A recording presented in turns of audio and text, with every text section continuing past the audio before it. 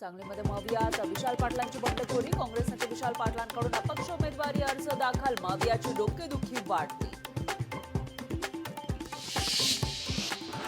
नाशिक धुळे लोकसभेसाठी नाराजीबाबत काँग्रेसची बैठक. बाळासाहेब थोरात यांच्या उपस्थितीमध्ये नेते प्रमुख पदाधिकाऱ्यांची नाशिकमध्ये होणार बैठक. धुळ्यात शोभा बच्छाव यांच्या उमेदवारीमुळे पक्षांतर्गत नाराजी.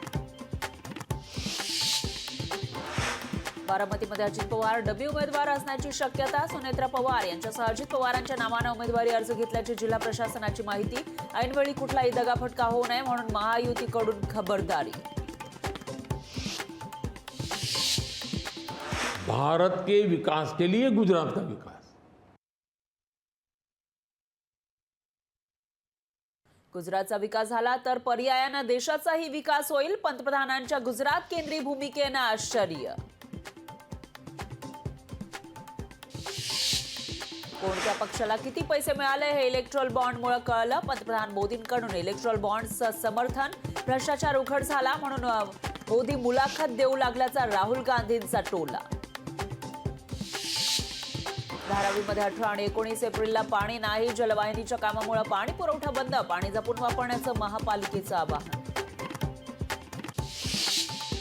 झाडांवरील लाइटिंग हटवण्यास मुंबई महापालिकेकडून सुरुवात. हायकोर्टाने फटकारल्यानंतर पालिका प्रशासनाची कारवाई. झोपेचा अधिकार मूलभूत मानवी अधिकार असल्याची हायकोर्टाची स्पष्टोक्ती. आर्थिक गैरव्यवहारामध्ये ज्येष्ठ नागरिकाची रात्रभर चौकशी केल्यावरून ईडीला फटकारलं. मुंबई ठाण्यामध्ये उष्णतेची लाट. तापमानात सोमवारी तब्बल 4 अंशांची वाढ. ठाणे जिल्ह्याचं तापमान पोहोचलं 41 अंशांवर. दुष्काळ उकाड्यानं हैराण नागरिकांना मोठा दिलासा. देशात यंदा मान्सून जोरदार बरसणार असा अंदाज. जून ते सप्टेंबर दरम्यान सरासरीच्या 106% पावसाचा अंदाज.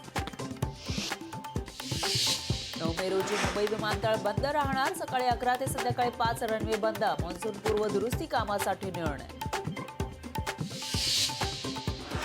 अमेरिकेचे माजी राष्ट्राध्यक्ष डोनाल्ड ट्रम्प यांच्या विरोधात फौजदारी खटला सुरू. पॉर्न कलाकारासोबतचे संबंध लपवताना दिलेल्या पैशांचा पुरावा नष्ट करण्यासाठी आर्थिक अफरातफर केल्याचा आरोप.